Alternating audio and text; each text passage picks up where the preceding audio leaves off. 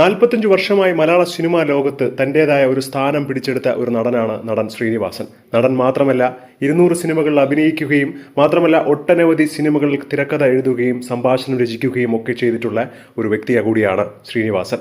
അദ്ദേഹത്തിന്റെ വിടവാങ്ങൽ വാർത്ത സോഷ്യൽ മീഡിയയിൽ ഏറെ ശ്രദ്ധിക്കപ്പെടുകയാണ്. ഇന്ന് രാവിലെയാണ് തൃപ്പൂണിത്തുറ ആശുപത്രിയിൽ വെച്ച് അന്ത്യം സംഭവിച്ചത്. ഒരുപാട് വർഷമായി പല രീതിയിലുള്ള ആരോഗ്യ പ്രശ്നങ്ങളും അദ്ദേഹത്തിനെ അലട്ടുന്നുണ്ടായിരുന്നു.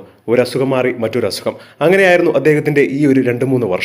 അങ്ങനെ ജീവിതത്തിലേക്ക് തിരിച്ചു വരുന്നതിനിടയിലാണ് ഇന്ന് രാവിലെ അമൃത ആശുപത്രിയിൽ ഡയാലിസിസിന് വേണ്ടി കൊണ്ടുപോകുന്നതിനിടയിൽ പെട്ടെന്ന് ഒരു ശ്വാസം മുട്ടലുണ്ടായി. അതിനെ തുടർന്ന് അടുത്തുള്ള താലൂക്ക് ആശുപത്രിയിൽ പ്രവേശിപ്പിക്കുകയായിരുന്നു.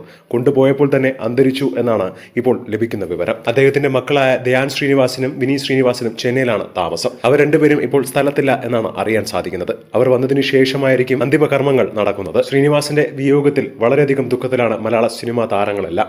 കാരണം അദ്ദേഹം ഇല്ലായിരുന്നുവെങ്കിൽ ഒരുപക്ഷെ ഇന്ന് കണ്ടിരുന്ന പല സിനിമകളും ഉണ്ടായിരിക്കില്ല. പ്രിയദർശന്റെ ഹിറ്റ് സിനിമകളിൽ പല സിനിമകൾക്കും തിരക്കഥ എഴുതിയിട്ടുള്ളത് ശ്രീനിവാസൻ തന്നെയാണ്. മാത്രമല്ല സ്വന്തമായി തിരക്കഥ എഴുതി അഭിനയിക്കുകയും ചെയ്തിട്ടുണ്ട്. അദ്ദേഹം രചിച്ച പല സിനിമകളും ഹിറ്റായതും പ്രേക്ഷകർ ഇരുകൈ നീട്ടി സ്വീകരിച്ചത് കൊണ്ട് തന്നെയാണ്.